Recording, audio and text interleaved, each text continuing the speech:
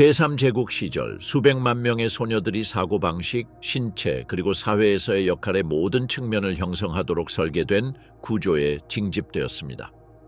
그들은 정권의 수동적인 희생자가 아니라 어린 시절부터 국가사회주의 국가의 절대적인 헌신으로 봉사하도록 형성된 톱니바퀴였습니다. 어린 시절부터 그들은 당의 리듬에 맞춰 걷고 인종적 관점에서 사고하고 질문 없이 복종하는 법을 배웠습니다. 히틀러 정권의 여성 조직인 분트 도이처 매델은 충성심과 규율의 공장이 되었습니다. 위계, 의식, 지침, 그리고 끊임없는 감시로 이루어진 네트워크 속에서 이 조직은 평범한 소녀들을 제국의 미래 어머니, 집단 학살의 협력자 혹은 정권의 관리로 변모시켰습니다. 이 조직은 학교, 가정, 심지어 친밀한 관계까지 침투하며 엄청난 성공을 거두었습니다. 나치즘은 어떤 유형의 여성을 만들고 싶었을까요? 내부 구조는 어떻게 기능했을까요? 그리고 제국이 붕괴되었을 때 그 여성들은 어떻게 되었을까요? 세뇌의 기계, BDM의 탄생. 1930년 4월 20일 바이마르 공화국이 몰락해 가던 중 분트 도이처 매델 분트셔 매들 독일 여성연합이 공식적으로 탄생했습니다. 이 날짜는 우연이 아니었습니다. 아돌프 히틀러의 생일과 겹치면서 이 프로젝트의 상징적 성격이 처음부터 더욱 강화되었습니다. 국가사회주의당은 젊은 여성들을 자신들의 이념적 지배 사슬에서 중요한 고리로 인식했습니다. 이 계획은 단순히 여성들의 지지를 확보하는 것이 아니라 어린 시절부터 나치즘이 건설하고자 했던 인종국가를 위해 출산을 장려하고 규율 있고 충성스러운 도구가 될 여성 세대를 형성하는 것이었습니다. 1920년대 나치 운동을 중심으로 다양한 여성 청년 단체들이 자발적으로 등장했습니다. 이 자매회, 즉 슈베스턴샤프텐 쉐스턴샤프텐은 민족 쇄신 담론, 바이마르 시대의 문화적 퇴폐에 대한 거부, 그리고 독일 국민의 도덕적 회복에 대한 약속에 매료된 청소년들을 하나로 모았습니다. 그러나 이러한 단체들은 안정적인 구조와 국가적 협력을 결여했습니다. 그들의 존재는 풀뿌리 투쟁의 열기에 부응했지만 체계적인 세뇌 전략에는 통합되지 못했습니다. 이러한 간극은 곧 나치당 NSDAP 기구에 의해 메워지게 됩니다. 우체국 직원에서 당 활동가로 전향한 트루데 모어는 이러한 변화의 핵심 인물로 떠올랐습니다. 그녀의 이러한 지위는 우연이 아니었습니다.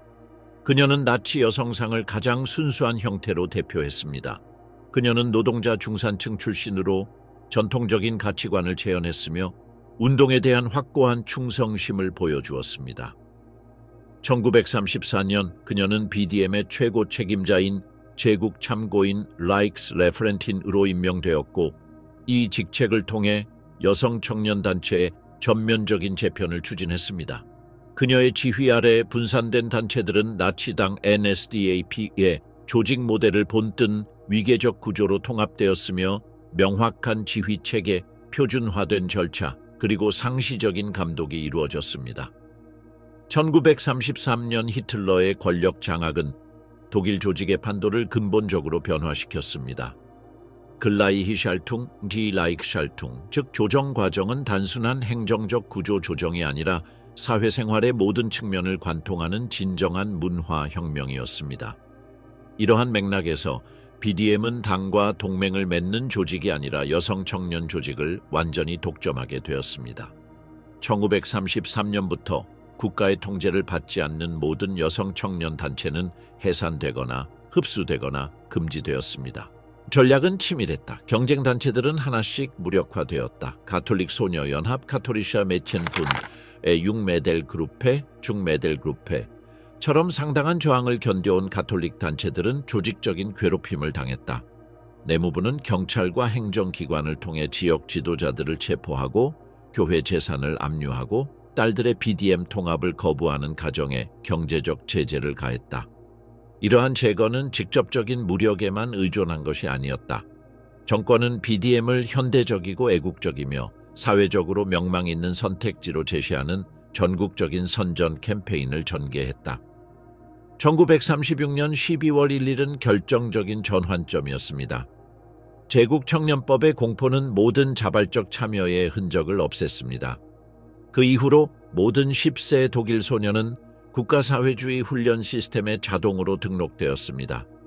이 예외는 NSDAP의 순수성 기준에 따라 인종적으로 부적합하다고 판단된 사람들에게만 적용되었습니다. 여기에는 유대인 소녀뿐만 아니라 집시, 슬라브족, 그리고 유전병 병력이 있는 소녀도 포함되었습니다. 이 법안은 BDM을 제국 내각에 버금가는 권력과 영향력을 가진 완전한 국가기관으로 변모시켰습니다. 딸의 입학을 피하려 했던 부모는 교육 시스템에서의 배제, 국내 경찰의 감시, 사회복지 서비스의 개입 등의 제재를 받았습니다. 많은 경우 부모가 반복적으로 반대할 경우 소년법원은 형성적 유기를 주장하는 미성년자의 양육권을 박탈할 수 있었습니다. 학교는 이념적 모집의 중심지로 변모했고 이미 정권의 적대적인 것으로 간주되는 모든 요소가 제거된 교사들은 당의 요원으로 활동했습니다. 10세가 되면 소녀들은 학교 시스템에서 BDM의 아동 지부인 융메델분트, 중메델분트로 옮겨졌습니다. 그곳에서 그들은 국가사회주의 가치관에 대한 세뇌 교육을 시작하며 애국가, 지역사회 활동, 그리고 체육 훈련을 배웠습니다. 14세가 되자 그들은 BDM 본부에 입단했습니다. BDM의 조직 구조는 나치의 위계 질서와 정확한 영토 통제에 대한 집착을 반영했습니다. 지휘는 모든 부대에 대한 직접적인 권한을 가진 제국 참조인 라이크스레프렌틴이 있는 베를린에서 시작되었습니다.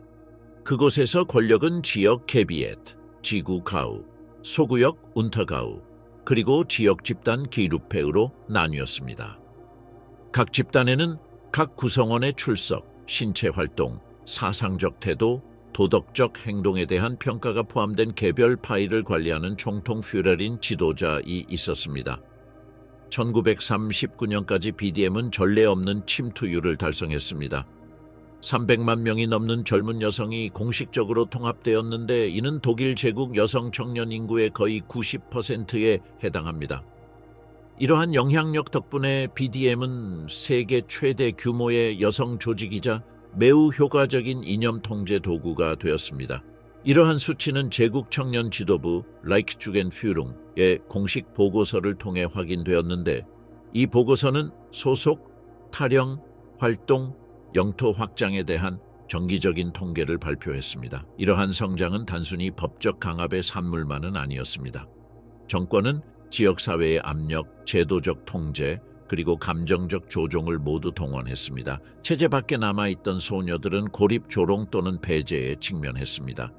그들의 가족은 반사회적이거나 정치적으로 의심받는 존재로 낙인 찍혔습니다. 반면 BDM 회원은 사회적 지위, 여가활동 참여, 교육 장학금, 그리고 당 조직 내에서의 승진 가능성을 제공했습니다. 더욱이 많은 젊은 여성들에게 BDM의 일원이 된다는 것은 초월적인 프로젝트의 일부라는 느낌을 의미했습니다. 제국이 본래 국경 너머로 확장됨에 따라 BDM 모델은 독일화의 도구로 수출되었습니다. 1938년 오스트리아 병합 에이엔슐루스, 주데텐란트 합병, 그리고 폴란드 지역 점령 이후 독일어권 주민들에 대한 이념적 통제를 공고히 하기 위해 지역 BDM 지부가 설립되었습니다. 이 지역에서 젊은 여성들은 독일에서 운영되던 것과 동일한 체계 아래 통합되었지만 기존의 민족적 정치적 갈등으로 인해 SS의 감시가 더욱 강화되었습니다. 바르테가우와 같은 폴란드 점령 지역에서 BDM 당국은 행정기관 및 치안부대와 긴밀히 협력하여 인종적으로 가치 있는 젊은 여성들을 찾아내 독일화하여 국가사회주의 기구에 편입시켰습니다. 중앙인종정착청 루샤이드는 특정 사례를 평가했고 BDM은 이들의 재교육을 담당했습니다. 이러한 관행은 지역적 민족 정체성을 제거하고 독일 문화 요소로 대체하려는 동구권 민족 재설계 프로그램의 틀 안에서 이루어졌습니다. BDM은 설립 후 10년 만에 정치적 스펙트럼 내의 또 다른 청년 단체에서 제3제국의 수백만 소녀들을 훈련하는 공식 기구로 성장했습니다. 초등학교부터 가정의 가장 은밀한 결정에 이르기까지 통제력을 행사했습니다. 세뇌기계로서 BDM의 성공은 단순히 조직이나 선전에만 국한된 것이 아니라 강제적인 가입을 자발적인 충성으로 전환하는 능력에 있었습니다. 그 소녀들이 성장했을 무렵 많은 소녀들은 더 이상 어린 시절부터 자신들을 형성해온 국가와 분리된 정체성을 갖지 않았습니다. 포로의 마음, BDM의 이념 공장. BDM 교육 시스템은 소녀들을 제국의 이념적 수호자로 육성하기 위해 세심하게 설계된 프로그램이었습니다. 각 연령대는 구체적인 목표를 가지고 있었고 각 활동은 형성적 목적을 추구했으며 각 내용은 국가사회주의 비전과 일치했습니다. 이는 단순한 교육이 아니라 독립적인 사고를 해체하고 인종, 복종, 희생의 원칙 아래 재구성하는 것을 목표로 하는 교육공학의 문제였습니다. 융메델분트 14세에서는 국가사회주의 공동체에 점진적으로 몰입함으로써 유년기의 개성을 깨는 데 중점을 두었습니다. 모둠놀이, 애국가, 숲속 소풍 등 겉보기에 순진해 보이는 활동들은 독일 땅, 독일 국민 그리고 총통과의 정서적 유대감을 형성하기 위해 고안되었습니다. 어린 시절부터 소녀들은 개인의 가치는 능력이나 개인적 이익이 아니라 인종 공동체에 대한 기여에 달려있다는 생각을 교육받았습니다.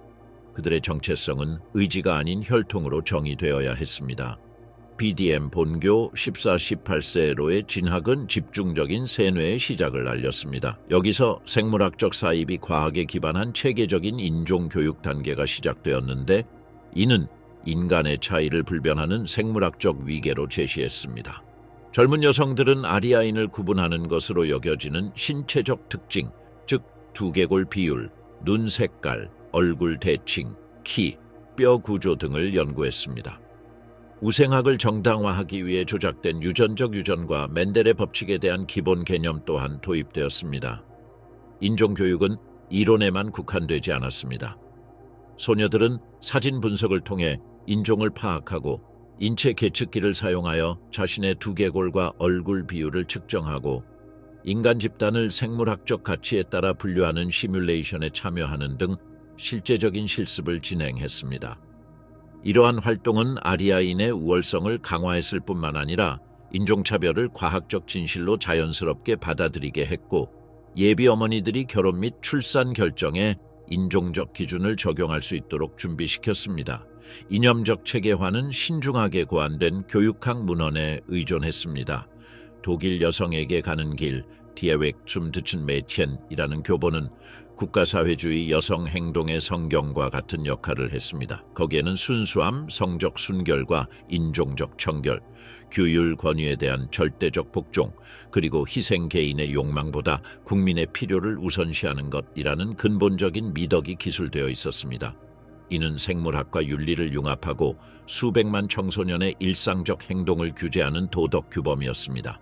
또 다른 핵심 교본은 인종국가의 관점에서 본 일종의 삶교육인 레벤스쿤데였습니다. 이 교본은 개인적인 감정을 정치적 본능으로 전환했습니다. 육체적 매력은 오로지 아리아 남성에게만 향해야 하고 모성에 대한 욕망은 게르만족의 영혼에서 비롯된 자연스러운 소명이며 유대인에 대한 본능적인 거부는 조상 대대로 전해 내려오는 유전적 지혜의 표현이라고 가르쳤습니다. 이는 단순히 편견을 심어주는 것이 아니라 그들에게 과학적, 도덕적, 영적 정당성을 부여하는 것이었습니다. 이러한 자료들은 당시의 정치적 필요에 따라 정기적으로 업데이트되었습니다. 정권 초기 몇 년 동안에는 위생, 규율, 모성애를 위한 준비 등 국가 건설에 중점을 두었습니다. 1939년 전쟁 발발과 함께 내용은 애국적 희생, 저항, 그리고 제국의 승리를 위한 기꺼이 고난을 감수하는 데 집중되었습니다. 전쟁의 마지막 국면 붕괴가 임박했을 때 매뉴얼은 조국을 위해 목숨을 바칠 것을 포함한 완전한 항복을 장려했습니다. 이러한 적응력 덕분에 어떤 상황에서도 이념 담론의 타당성을 보장할 수 있었습니다. 형성체계의 천재성은 이념이 단순히 말을 통해서만 전달되는 것이 아니라 신체, 감정, 그리고 사회적 정체성을 포함하는 경험을 통해 전달된다는 것을 이해하는 데 있었습니다. 각 활동은 다양한 감각적, 상징적 경로를 통해 이념적 메시지를 강화했습니다. 매주 행진은 필수적인 요소였습니다. 애국가 리듬에 맞춰 군복을 입고 대열을 지어 걷는 것은 따라올 수 없는 집단적 힘의 경험을 불러일으켰습니다. 발걸음의 동기화된 리듬, 하나된 목소리의 진동, 동질적이고 멈출 수 없는 힘에 속한다는 느낌은 깊은 정서적 유대감을 형성했습니다. 이는 중독성 있는 행위였으며 어떤 합리적 주장도 감정적 확신으로 대체할 수 있었습니다. 바로 민족에 대한 절대적인 소속감이었습니다. 강도 높은 신체 단련 또한 핵심 요소였습니다. 운동은 단순히 개인의 건강을 위한 것이 아니라 대량 생산에 적합한 신체를 가진 여성을 양성한다는 정치적 목표를 지향했습니다. 강인함은 운동의 미덕이 아니라 인구학적 의무였습니다. 여성의 몸은 다태 임신, 의료 지원 없는 출산, 그리고 전쟁 중 육아를 견뎌낼 만큼 강해야 했습니다. 더욱이 신체적 요구는 자동적인 복종, 고통 감내, 그리고 개인적 선호의 억제라는 가치를 강화했습니다. 몸은 조국의 도구가 되었습니다. 의무적인 지역사회 봉사활동은 이러한 통합교육을 완성했습니다. BDM 젊은 여성들은 집단 농장에서 농업활동을 수행하고 물자 수거 캠페인에 참여하고 노인이나 부상자를 돕고 공원과 공공건물을 청소하는 데 정기적으로 동원되었습니다. 이러한 활동은 단순히 실용적인 기능만을 수행한 것이 아니었습니다. 육체 노동이 도덕적 미덕이며 개인의 이익보다 국민의 필요를 우선시해야 한다는 생각을 심어주는 역할을 했습니다. 이는 국가에 대한 봉사를 자긍심과 중요한 사명의 원천으로 변화시키는 것이었습니다. 훈련 시스템은 단계 간 이동을 표시하고 정권에 대한 충성심을 공고히 하는 의식을 통해 절정에 달했습니다. 가장 중요한 순간은 겔로 에브니스, 겔르브니스, 즉 충성 서약이었습니다. 14세가 되면 광장, 강당 또는 수용소에서 열리는 공개의식에서 모든 젊은 여성은 엄숙하게 다음과 같이 선언했습니다. 저는 언제나 저의 총통 아돌프 히틀러에게 충성하고 용감하고 순종적인 사람이 되겠다고 약속합니다. 이 의식들은 감정적 효과를 극대화하기 위해 세심하게 안무되었습니다. 해질녘에 거행된 의식들은 황금빛으로 물들어 거의 종교적인 분위기를 자아냈습니다. 참석자들은 흠잡을 데 없는 제복을 입고 상징적인 휘장을 받았으며 당 지도부와 가족들의 참관도 받았습니다. 이 행사는 마치 대중의 헌신, 새로운 정체성을 향한 돌이킬 수 없는 여정을 예고하는 듯한 느낌을 불러일으켰습니다. 이 서약은 단순한 수사적 공식이 아니었습니다. 그것은 젊은 여성이 권위, 가족, 그리고 종교와 맺는 관계를 근본적으로 재정의했습니다. 그 순간부터 그녀의 주된 충성은 더 이상 부모, 교회 혹은 개인적인 신념이 아닌 총통에게 있었습니다. 증인들 앞에서 의례적으로 행해진 이 상징적인 충성의 이양은 수년 전에 시작된 이념적 포위 과정을 공고히 했습니다. 이는 개인의 의지를 포기하고 필요하다면 가족 구성원을 고발하고 궁극적으로는 국가적 목표를 위해 자신을 희생해야 하는 미래의 요구들을 위한 토대를 마련했습니다. 겔로 에브니스 외에도 형성 과정의 단계를 강화하는 다른 의식들이 있었습니다. 휘장 전달, 지도자 승진, 인종적 순수성이나 신체적 우수성에 대한 표창 등이 있었습니다. 이러한 각 단계는 젊은 여성들의 연간 생활을 정리한 상징적인 달력에 기록되었습니다. 히틀러의 생일, 독일 어머니의 날, 권력 장악 기념일과 같은 날짜는 다양한 활동, 연설, 퍼레이드를 통해 기념되었습니다. BDM 내부의 권력 구조는 NSDAP의 위계 질서를 그대로 재현했습니다. 신체적 능력, 이념적 태도, 규율에 따라 평가된 우수 학생들은 지역 또는 지방 지도자 퓨러리넨로 승진했습니다. 이 자리에서 그들은 수십 명 또는 수백 명의 동료들을 감독하고 활동을 조직하고 중앙사령부의 지시를 전달했습니다.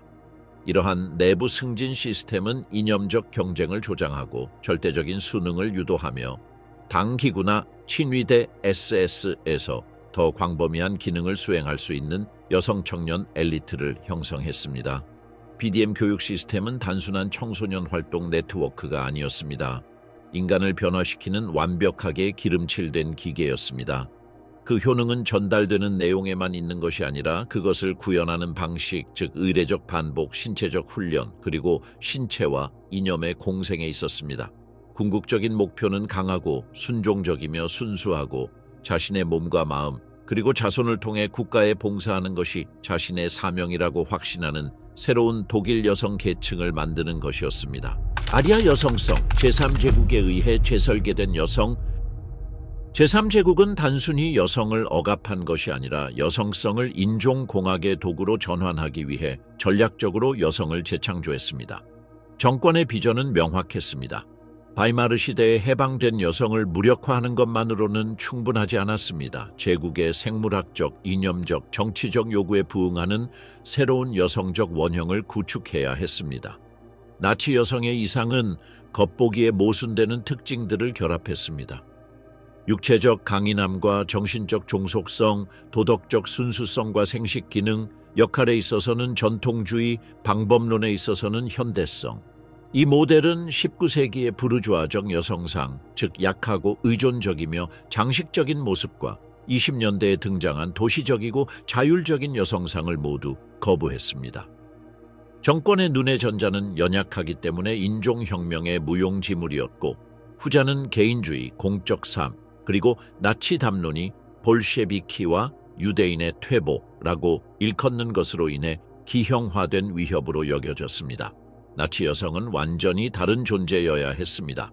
강하고 건강하며 충실하고 출산력이 넘치며 정치적으로는 침묵하지만 생물학적으로는 주인공인 현대 농민이어야 했습니다. 이러한 재정의 속에서 여성의 몸은 주요 전장이 되었습니다. 선전, 교육, 의학을 통해 농민의 강인함과 아리아인의 미학을 결합한 신체적 모델이 장려되었습니다. 즉, 금발의 밝은 눈, 고든 등 넓은 엉덩이, 그리고 건강한 외모를 가진 키 큰 여성들이었습니다. 각 특징은 인종국가의 논리 안에서 정해진 기능을 가지고 있었습니다. 외모는 아름다움의 기준이 아니라 생물학적 유용성의 기준이었습니다. 순산과 풍부한 모유 수유를 보장하는 몸은 인구학적 자산으로 여겨졌습니다. 정권의 시각 매체는 이러한 구조 구축에 필수적인 역할을 했습니다. NSF 라운 와르테나 다트체 매들 같은 잡지들은 젊은 여성들이 농사일을 하고 야외에서 훈련하고 아이들 옆에서 미소 짓는 모습을 끊임없이 보여주었고, 항상 맑은 하늘 아래 애국심의 상징에 둘러싸여 있었습니다. 이는 개성을 지우고 기능을 고양하며 모성을 필연적인 운명으로 묘사하는 표상이었습니다. 나치의 여성적 이상은 단순히 상징적인 차원을 넘어 현대사에서 가장 야심찬 계획 중 하나인 대규모 인구 정책이 수반되었습니다. 이 계획의 목표는 단순히 독일 인구를 증가시키는 것이 아니라 인종 구성과 유전적 특성을 변화시키는 것이었습니다. 여성은 계획적 생식의 매개체가 되었고, 사회 통제라는 기계 장치 안에서 생물학, 이념, 정치를 연결하는 시스템의 필수적 기여 역할을 했습니다. 1939년 5월 공식 제정된 독일 모성 명예 훈장은 이러한 논리를 종합한 것입니다. 이 훈장은 3등급으로 수여되었는데, 최소 4자녀를 둔 여성에게는 청동, 6자녀를 둔 여성에게는 은, 8자녀를 둔 여성에게는 금으로 수여되었습니다. 이 훈장은 상징성을 강화하기 위해 히틀러의 어머니의 생일인 8월 12일에 엄숙한 의식을 통해 수여되었습니다. 이 훈장은 단순한 장식용이 아니었습니다. 주택 우선권, 보조금, 지역사회의 명예와 같은 실질적인 혜택을 부여했습니다. 모성은 더 이상 친밀한 경험이 아니라 국가에 대한 봉사로 이어졌습니다. 또한 자녀를 둔 부부는 세금 감면, 주택 배정 우선권, 식량 지원금, 그리고 학교 장학금 혜택을 받았습니다. 반면 자녀가 없는 결혼은 추가 세금, 특정 사회 복지 혜택 제외, 그리고 행정적 제약 등의 불이익을 받았습니다. 따라서 국가는 항상 인종적 기준에 따라 출산을 적극적으로 장려하는 법적, 경제적 구조를 구축했습니다. 정권은 아리아계로 여겨지는 여성들의 모성을 장려하는 데 만족하지 않았습니다. 또한 인종적 순수성이라는 기준에 부합하지 않는 이들의 사생활에도 깊이 개입했습니다. 이 정책은 2가지 축, 즉 바람직하지 않은 여성의 생식을 막는 것과 인종적으로 불순한 결합을 억압하는 것에 기반을 두었습니다.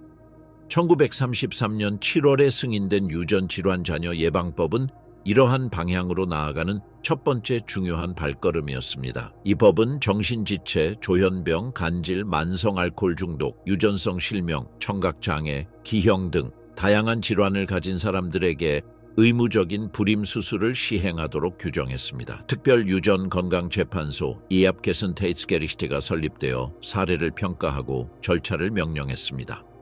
1934년에서 1945년 사이에 40만 명이 넘는 사람들이 사법명령에 따라 불임 수술을 받았는데 이는 대부분 본인도 모르게 또는 동의 없이 이루어졌습니다. 이와 동시에 1935년에 공포된 뉘른베르크 법은 독일인과 유대인 간의 결혼과 성관계를 금지했습니다. 독일인의 혈통과 명예보호법이라 불리는 이 법은 인종적 불명예 라센샨데라는 범죄를 만들어냈고 경찰과 법원은 이 범죄에 대한 법적 처벌을 최우선 과제로 삼았습니다. 수천 명의 사람들이 인종적으로 열등하다고 여겨지는 사람들과 관계를 유지했다는 이유로 투옥되거나 공개적인 굴욕을 당하거나 강제 수용소에 수감되었습니다. 국가 통제는 혼인 절차에도 적용되었습니다. 결혼을 원하는 부부는 인종 및 유전적 적합성 증명서를 받아야 했습니다. 여기에는 최소 3대에 걸친 족보 분석, 철저한 건강검진, 그리고 이념적 행동 보고서가 포함되었습니다. 독일 의사들은 민족의 순수성을 오염시킬 수 있는 유전적 또는 신체적 특징을 찾아내는 임무를 맡은 인종기구의 도구가 되었습니다. 하인리히 힘러가 1935년 12월에 창설한 레벤스보른 레벤스본 프로그램은 이러한 생명 정치적 논리의 정점을 이루었습니다. 이 프로그램의 목표는 두 가지였습니다. 인종적으로 순수하다고 여겨지는 여성들의 생식을 위한 안전하고 특권적인 시설을 제공하는 것과 정권에 충성하는 가족들이 적절한 유전적 잠재력을 가진 아이들을 입양하도록 돕는 것이었습니다. 레벤스보르는 문자 그대로 생명의 원천을 의미했습니다. 레벤스보른 레벤스본의 수용소는 아리아인 아기 공장처럼 기능했습니다. 어머니는 뛰어난 BDM 젊은 여성, SS 장교의 아내 또는 3대째 아리아인 혈통을 이어받은 미혼 여성 중에서 선발되었습니다. 입소하려면 1년의 의료, 심리, 인종 검사를 통과해야 했습니다. 선발된 사람들은 국가가 생식 과정에 대해 상당한 통제권을 행사할 수 있도록 하는 협정에 서명했으며 많은 경우 양육권에 대해서도 마찬가지였습니다. 이 시설들은 고품질 의료 서비스, 최적화된 식단, 임신 모니터링, 그리고 사회적 익명성을 제공했습니다. 그 대가로 여성들은 자신의 생식 자율권을 포기했습니다. 국가는 누구와 임신할지, 임신 과정은 어떻게 진행될지, 심지어 아이를 SS가 선정한 가정에 입양시킬지 여부까지 결정할 수 있었습니다. 모성은 애국적인 기능으로 격상되었지만 개인의 의지는 박탈되었습니다. 전쟁 중 레벤스보른 프로그램은 점령지로 확대되었습니다.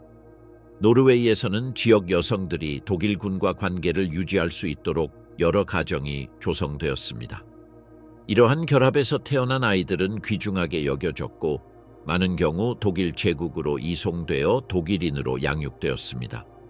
폴란드와 체코슬로바키아에서는 이 프로그램이 인종 기준에 따라 선발된 아이들을 강제로 독일화하여 원래 가족과 분리하는 데에도 참여했습니다. 이 프로그램은 독일에서만 8,000건 이상의 출산을 기록했으며 동유럽에서 수만 명의 미성년자를 납치하는 데 일조했습니다. 이는 모성 산업화의 가장 노골적인 형태였습니다. 즉, 인종 우월주의 원칙 아래 요람에서부터 자라난 미래의 제국 시민을 위한 공장과 같은 존재였습니다. 생각 없는 복종, 나치 통제하의 일상. BDM의 일상적인 활동은 여성 청소년에게 적용된 국가사회주의 통제 시스템의 정교함을 여실히 드러냈습니다. 어떤 것도 우연에 맡겨지지 않았습니다. 젊은 여성들의 삶의 모든 측면은 자발적인 행동을 정치적 행위로 전환하는 명확한 규범에 의해 규제되었습니다. 이렇게 하여 정권에 대한 복종이 자동적이고 깊이 내면화되어 기능하는 세대가 형성되었습니다. 교복은 침묵 속 세뇌의 첫 도구였다. 흰색 블라우스, 무릎 높이까지 내려오는 파란색 주름 치마, 정확하게 묶은 검은색 목도리, 그리고 규정에 맞는 신발로 구성되었다. 어떠한 변형도 허용되지 않았다. 각 옷은 크기, 색깔, 위치 등 특정 기준에 맞춰야 했다. 겉보기에 사소해 보이는 세부 사항에 대한 이러한 집착은 지속적인 자제력을 위한 훈련으로 작용했다. 소녀들은 옷을 통해 몸의 모든 것이 질서, 순수함, 그리고 복종심을 반영해야 한다는 것을 배웠다.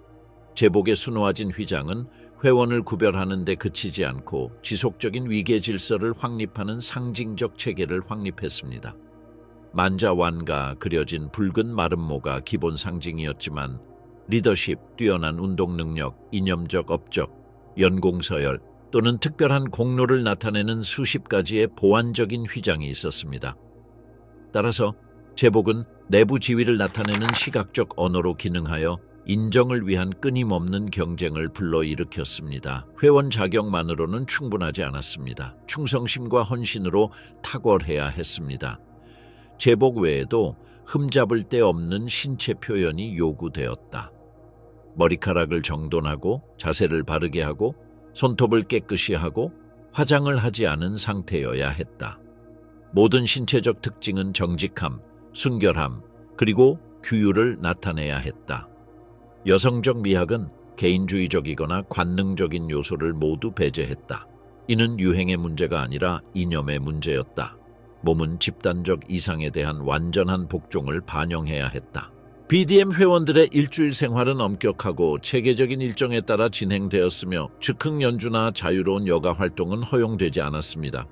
헤이마밴드의 가정의 밤라고 불리는 수요일은 이념 세뇌와 함께 가정 활동에 전념했습니다. 젊은 여성들은 자수, 바느질, 전통 음식 준비를 하며 나치 독일의 낭독을 듣고 국가사회주의 달력의 날짜를 암기하고 지역 총통의 지도 아래 독일의 가치에 대해 토론했습니다.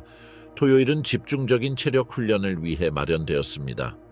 체조, 육상, 수영 또는 장시간 행군 훈련이 그 예입니다. 또한 대열 형성, 명령에 따른 이동 그리고 물리적 저항과 같은 기본적인 중운사 훈련도 실시되었습니다. 이러한 훈련의 주된 목표는 건강이 아니라 명령을 자동적이고 정확하게 수행할 수 있는 복종적인 신체를 만드는 것이었습니다. 의지와 행동 사이의 분리는 기계적인 반복과 집단 동기화를 통해 강화되었습니다. 일요일에는 여가 활동과 교육적 목적을 지닌 단체 소풍이 포함되었습니다. 독일 시골 산책, 나치 운동과 관련된 역사적 기념물 방문 또는 정권의 미학에 부합하는 예술을 장려하는 문화적 만남 등이 마련되었습니다. 이러한 소풍은 땅 역사 그리고 인종 공동체와의 정서적 유대감을 강화하여 국가적 소속감을 신비로운 유대감으로 경험하는 집단 정체성을 형성했습니다. 이러한 주간 리듬은 시간을 구조화했을 뿐만 아니라 젊은 여성들의 정신적, 정서적 공간을 완전히 장악했습니다.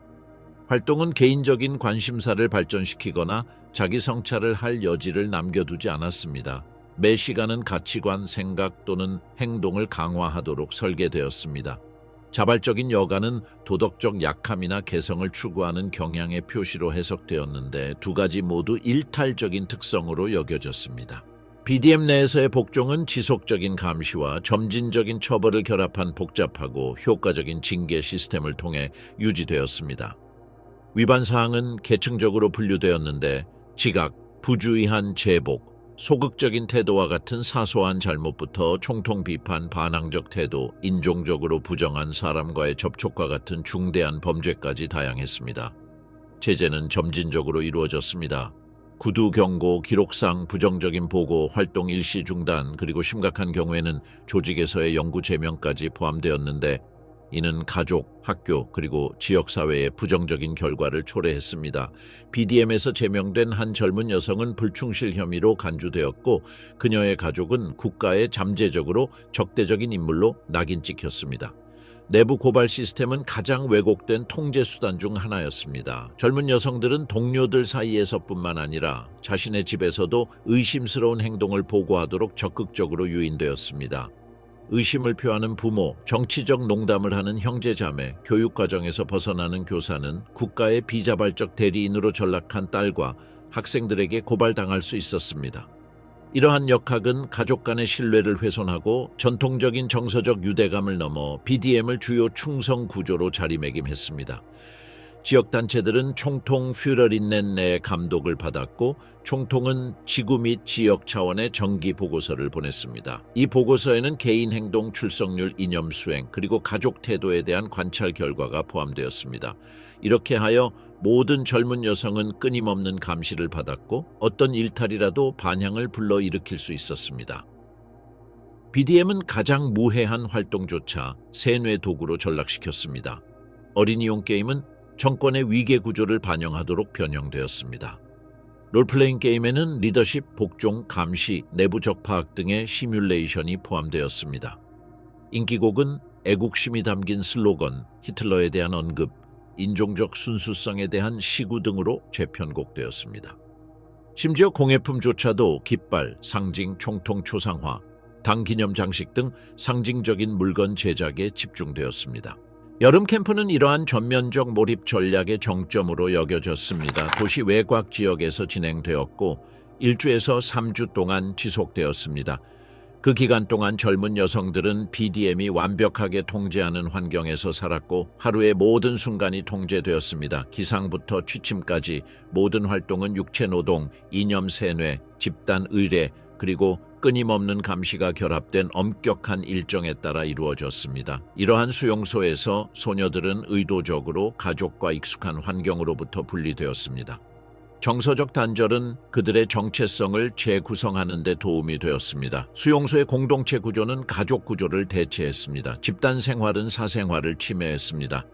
공동의 일상, 공동 기숙사에서의 수면, 끊임없는 감시, 그리고 타인의 시선에 대한 끊임없는 노출은 발각되지 않고는 불협화음적인 생각이나 행동을 유지하는 것을 불가능하게 만들었습니다. 이 모든 역동성은 꼼꼼한 기록을 통해 기록되었습니다. 각 참가자는 BDM 내에서의 전생애에 걸쳐 개별 파일을 가지고 있었습니다.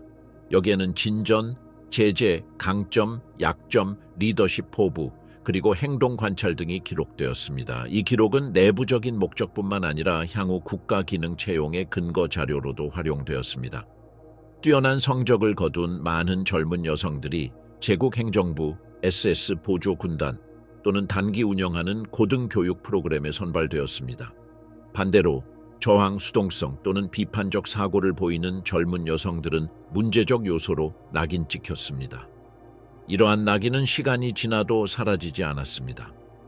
그들은 교육 기회를 제한하거나 활동에서 배제하거나 이념적 재교육, 감독 강화 또는 더 엄격한 농촌 지역으로의 강제 이전을 포함한 교정적 개입의 대상으로 전락시킬 수 있었습니다. 전쟁 기계 속의 여성들, 변화와 공모. 1939년 9월 제2차 세계대전 발발은 제3제국에서 여성의 역할을 근본적으로 변화시켰습니다. 여성을 전적으로 가정의 구성원으로 여겼던 이전 선언과 부분적으로 모순되는 제3제국은 총력전을 위해서는 여성 인적 자원의 체계적인 착취를 포함한 총력 동원이 필요하다는 것을 깨달았습니다. 그러나 이러한 동원은 즉흥적인 것이 아니었습니다. 젊은 여성들은 BDM에 가입한 이후 이미 세뇌, 훈련, 분류 과정을 거쳤습니다. 이제 국가기관은 이러한 조직적인 노동력 예비군과 복종을 가동했습니다. 몇 달 만에 아내와 어머니가 되도록 훈련받은 수백만 명의 소녀들이 군수공장, 군병원, 행정기관, 그리고 전략적 농장으로 쫓겨났습니다. BDM은 이념 형성의 메커니즘에서 진정한 노동력 모집 기관으로 변모하여 젊은 여성들을 전시 경제의 가장 중요한 부문으로 이끌었습니다. 이러한 변화는 제국 청소년 지도부 라이크주겐führung의 지휘 아래 이루어졌으며 제국 청소년 지도부는 분쟁의 필요에 부응하기 위해 영토 구조를 신속하게 조정했습니다. 6개월간의 사회봉사 프로그램으로 시작된 여성 청소년을 위한 국가노동 서비스 Reichsarbeitsdienst für die weibliche Jugend는 극적으로 확대되었습니다. 원래 농업노동이나 사회복지로 구성되었던 노동배정제도는 국가의 필요에 따라 기간이 정해지지 않은 의무적인 노동배정제도로 바뀌었습니다. 젊은 여성들은 직업 선택권을 완전히 잃었습니다. 제국은 여성들이 어디에서 얼마나 오랫동안 어떤 조건에서 일할 것인지를 결정해야 했습니다. 여성들은 전통적으로 남성이 주로 활동하던 분야에 배치되었습니다. 농업 분야에서는 BDM 회원들로 구성된 완전한 여단들이 전선으로 동원된 농부들을 대체했습니다. 이 여단들은 파종이나 수확뿐만 아니라 중장비를 조작하고 외국인 노동자를 조직하고 농장 전체를 관리하기도 했습니다. BDM의 조직력 덕분에 농촌 남성 노동의 붕괴에도 불구하고 수천 헥타르의 농지가 생산을 지속할 수 있었습니다. 군수산업에서는 수십만 명의 여성들이 총알부터 탱크, 비행기 부품까지 모든 것을 생산하는 조립 라인에 고용되었습니다. 크루프, IG 파르벤, 메서슈미트와 같은 회사들은 BDM과 유사한 규율 체계, 즉 엄격한 근무교대, 명확한 위계 질서, 상시 감시 체제해 여성들을 자사 공정에 통합했습니다. 이들의 성과는 스탈링그라드 전투나 연합군의 루르 지역 폭격과 같은 중대한 순간에 군수품 생산을 유지하는 데 핵심적인 역할을 했습니다. 군 통신 분야는 거의 전면적인 여성화를 경험했습니다. 속기, 무선 전신, 타이핑 훈련을 받은 젊은 여성들이 전화 교환국, 전술 무선국, 작전 조정센터의 통신수로 편입되었습니다. 이들의 역할은 필수적이었습니다. 사단을 연결하고 암호화된 메시지를 필사하고 전방과 후방의 지휘 계통을 유지하는 것이었습니다. 정밀성과 기밀 유지는 은밀한 군사 기능이 되었습니다. 가장 중요한 변화 중 하나는 SS 여성 지원단을 통해 여성을 SS 조직에 직접 통합한 것입니다. 이 조직은 규율, 위계 질서, 그리고 정권 이념에 익숙한 전 BDM 구성원들을 우선적으로 모집했습니다. 선발된 사람들은 알자스 오버렌하임에 있는 라이슈레 SS로 전학되어 통신, 문서 보안, 행정기술, 그리고 강화된 세뇌 교육에 대한 특별 훈련을 받았습니다.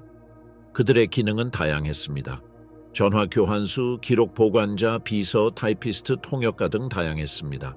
하지만 모두 나치 탄압기구의 핵심 조직, 즉 현장 지휘부, SD 사무소, 강제 추방센터, 인종분류소 내에서 활동했습니다. 그들은 처형 명령을 포함한 명령을 필사하고 강제 추방 열차 명단을 작성하고 습격 결과를 전달하고 강제 수용소 간의 전보를 발송했습니다.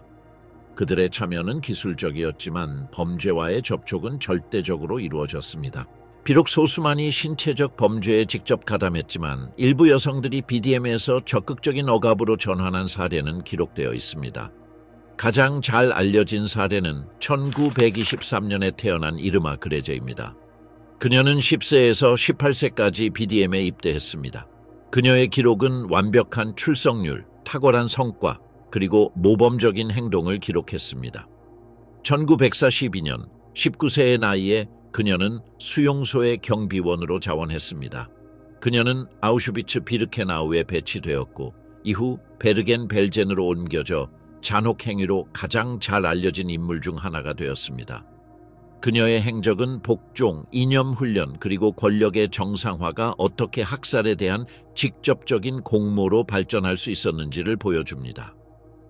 악명 높은 사례들을 넘어 가장 중요한 것은 홀로코스트 행정체계에 젊은 여성들이 대대적으로 그리고 묵묵히 참여했다는 것입니다. 이러한 역할은 역사적으로 최소화되어 왔지만 필수적인 것이었습니다. 강제 추방을 담당하는 사무소에서 여성들은 명단을 작성하고 운송비를 계산하고 수백만 명의 희생자들의 이동 경로를 기록한 문서를 정리했습니다. 그들의 작업은 결코 하찮은 것이 아니었습니다. 그들의 손이 없었다면 대량 학살의 체계는 비효율적이고 더디게 진행되었을 것입니다. 내무부, 법무부, 인구부에서 수천 명의 직원들이 인종 순수성 증명서 신청서를 검토하고 족보를 분석하고 혼인 관련 서류를 관리하고 불임 수술 권고안을 발표했습니다.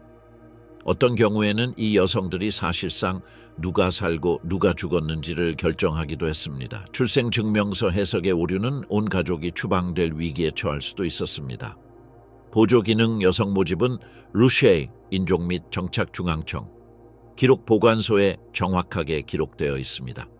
선발 양식, 의료 기록, BDM 추천서, 그리고 최종 성과 평가서가 보존되어 있습니다. 이러한 자료들은 이전의 이념적 훈련이 지원자 합격의 결정적인 요인이었음을 보여줍니다. 납치된 아동 분류, 추방 조직 또는 비도길계 인구, 이주 후 주택 배정과 같은 더욱 민감한 업무에는 뛰어난 BDM 경력을 가진 사람들이 선호되었습니다. 1942년부터 전쟁이 심화되고 남성 사상자가 증가함에 따라 정권은 여성들을 방공부대, 철도 서비스, 야전 의료팀에 편입시키기 시작했습니다. 이러한 기능들은 비록 집단 학살과는 관련성이 적었지만 신체적 또는 심리적 위험 속에서도 여성의 신체가 국가를 위해 기능해야 한다는 생각을 강화했습니다. 희생교리는 가정을 넘어 확장되었습니다. 많은 경우 BDM에서 훈련받은 여성들은 무기를 사용하지 않고도 폭격, 수송, 국경 초소에서 목숨을 잃었습니다. 전쟁 중 여성의 역할 확대는 정권에 의해 충성심과 인종적 규율의 과시로 찬양되었다. 그러나 이후의 역사 연구는 이 여성들 중 다수가 범죄에 노출되었을 때조차 자신의 역할에 대해 의문을 품지 않았음을 보여준다. 소녀 시절부터 주입된 복종 시스템은 분쟁 기간 동안 효과적으로 작동했다. BDM의 체계적인 복종은 나치의 죽음의 장치와의 기술적 협력으로 이어졌고, 그들 대부분은 자신의 행위를 범죄 시스템의 일부로 여기지 않았다. 신화의 몰락, 나치즘 붕괴 이후의 BDM. 1945년 봄은 독일 여성 한 세대 전체를 형성해온 이념적 기반이 갑작스럽게 붕괴되는 계기가 되었습니다. 15년간 국가사회주의 여성 조직 형성의 중추 역할을 했던 BDM은 연합군이 독일 영토를 점령하면서 사실상 하룻밤 사이에 자취를 감췄습니다.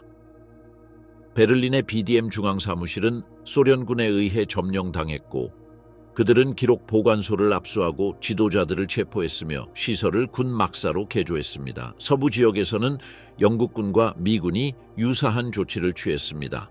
수백만 명의 젊은 여성들의 삶을 조율해온 조직 체계는 몇 주 만에 붕괴되었습니다. BDM의 마지막 전국 지도자였던 유타 리디거는 전쟁 마지막 몇 달 동안 어떤 형태로든 조직의 연속성을 유지하려 노력했습니다. 그녀의 마지막 지시는 지역 지도자들에게 위험스러운 기록 보관소를 파기하고 자원을 분산시키며 비밀 활동에 대비할 것을 촉구했습니다. 그러나 이러한 지시는 너무 늦게 내려졌습니다. 대부분의 지역 시설은 폭격, 소개, 그리고 대규모 탈영으로 이미 붕괴된 상태였습니다. 1945년 10월 10일 연합국 통제위원회는 법률 제2호를 발표하여 NSDAP와 그 모든 산하 조직, 특히 BDM을 포함한 조직을 명시적으로 금지했습니다. 이 법률은 이러한 조직들을 불법으로 규정했을 뿐만 아니라 겉보기에 무해한 형태일지라도 모든 재건 시도를 불법화했습니다. 실행 과정은 매우 꼼꼼했습니다. 점령군은 수천 톤의 문서, 군복, 휘장, 사진, 그리고 기타 자료들을 압수했습니다. 이 자료들은 전쟁 범죄 수사 가치, 사법 증거로서의 유용성, 그리고 미래 역사 자료로서의 잠재력에 따라 분류되었습니다. 대부분은 파기되었지만 상당수의 소장품은 워싱턴, 런던, 그리고 모스크바의 기록 보관소로 이관되었습니다. 활동 중심지로 사용되었던 건물들은 군사용으로 징발되거나 민간 시설로 전환되었습니다. 훈련소는 난민 수용소나 탈라치와 시설로 변모했습니다. 이러한 물리적 재사용은 조직 자체뿐 아니라 그 공간적 기억까지 말살하려는 의도를 상징했습니다. 탈라치와 위원회는 수백만 명의 전 BDM 구성원을 분류하는 특별한 어려움에 직면했습니다. 자발적으로 성인이 되어 가입했던 당원이나 SS와는 달리 BDM 구성원들은 의무 가입 제도에서 어린 시절부터 모집되었습니다. 이 과정에서 구체적인 범주가 형성되었습니다. 지도적 역할을 하지 않는 일반 구성원은 일반적으로 미틀로이퍼, 미트러이퍼, 추종자로 분류되었는데, 이는 수동적인 공모를 의미하지만 형사적 책임은 없음을 시사했습니다.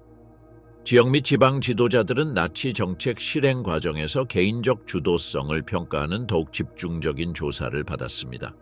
그러나 이 과정은 한계를 드러냈습니다. 수백만 명의 전 구성원이라는 문제의 규모는 개별 구성원에 대한 상세한 평가를 불가능하게 만들었습니다. 많은 전 구성원들이 자신의 참여를 최소화하고 젊음과 순수함을 강조하는 자기 변명 전략을 개발했습니다. 기만당한 젊음이라는 서사는 사회 복귀를 촉진하는 방어 기제가 되었지만 집단적 책임인식을 저해했습니다. 가장 집중적인 조사는 전 구성원들이 강제 수용소 행정, 추방사무소, 안락사 프로그램 등 비도덕적인 역할로 전락한 사례에 집중되었다. 이러한 절차는 투옥이나 공직 박탈로 이어질 수 있었지만 전체 사례에서 극히 일부에 불과했다. BDM 해체는 민주주의 원칙에 따라 독일 교육 시스템을 재건하려는 더 광범위한 노력의 일환이었습니다. 이 개혁은 나치 교육의 구체적인 내용뿐만 아니라 비판적 사고보다 복종을 중시했던 교육 방식까지 대체해야 하는 과제에 직면했습니다. 새로운 지침은 의무적인 제복, 의례적인 경례, 이념 세뇌, 중운사적 조직 등 나치 모델의 특징을 모방하는 모든 형태의 청소년 단체를 명시적으로 금지했습니다. 이러한 금지는 권위주의적 조직의 징후를 보이는 경우 겉보기에 무해해 보이는 활동에도 적용되었습니다. 이를 실행하기 위해서는 교사들의 대대적인 재교육, 교과서 개정, 그리고 민주적 가치를 증진하는 새로운 제도의 설립이 필요했습니다. 그러나 이 과정은 상당한 저항에 부딪혔는데 특히 전통적 가치와 나치 이념의 요소가 융합된 농촌 지역에서 더욱 그러했습니다. 여성 청소년 사회화 공간으로서 BDM을 대체하는 일은 특히 복잡했습니다. 미국이나 영국 모델을 따라 설계된 새로운 청소년 단체들은 BDM을 특징지었던 정서적 호소력과 초월적 목적의식이 부족했습니다. 많은 이전 회원들은 어떤 민주적 기관도 완전히 채워주지 못한 실존적 공허함을 경험했습니다. 1945년 이후 수십 년 동안 BDM에 대한 기억은 역사적 중요성과 세대 형성에 미친 영향을 체계적으로 축소하는 문화적 정화 과정을 거쳤습니다. 이러한 선택적 기억 상실은 우연이 아니라 기능적인 것이었습니다. 수백만 명의 전 구성원들이 나치 프로젝트에 얼마나 참여했는지 직접 직면하도록 강요하지 않으면서도 그들의 재통합을 용이하게 했습니다. 지배적인 서사는 BDM을 악의적인 성인 지도자들에 의해 조종되는 순진한 젊은 여성들을 주로 유흥 목적으로 이용하는 조직으로 묘사했습니다. 이러한 해석은 강렬한 이념적 내용, 적극적인 정치활동 참여, 그리고 억압적인 장치 내에서 일부가 타협적인 역할로 전환되었다는 증거를 무시했습니다. 전 구성원들의 증언이 공개적으로 드러나자 겉보기에 긍정적인 측면, 즉 친구 관계 형성, 스포츠 활동, 여행 계획 등에 집중하는 경향이 있었습니다. 반면 인종세뇌, 가족 구성원에 대한 비난, 나치 승격 의식 참여와 같은 문제점들은 지속적으로 축소되거나 생략되었습니다. 이러한 선택적 기억의 구축은 세대적, 정치적 요인에 의해 더욱 강화되었습니다. 냉전 시대에는 서독을 반공 동맹에 통합해야 했기에 나치의 불편한 과거를 파헤치는 것이 불편했습니다. BDM에 참여했던 세대는 새로운 공화국의 주도적인 세대가 되었고 역사적 책임을 최소화하는 데 분명한 관심을 보였습니다. 공식적인 삭제와 문화적 기억 상실에도 불구하고 BDM의 유산은 전후 독일 사회에서 미묘하지만 중요한 방식으로 지속되었습니다. 젊은 시절을 BDM에서 보낸 여성들은 수년간의 집중적인 교육 과정에서 형성된 행동 패턴, 사회적 기대, 그리고 해석의 틀을 그대로 지니고 있었습니다. 이후 사회학 연구들은 권위, 문화적 다양성, 그리고 사회에서 여성의 역할에 대한 태도에서 문제가 있는 연속성을 확인했습니다. 이러한 연속성이 반드시 극단주의 이념에 대한 명시적인 지지로 이어지지는 않았지만 민주주의 공고화를 복잡하게 만드는 방식으로 독일 정치 문화에 영향을 미쳤습니다.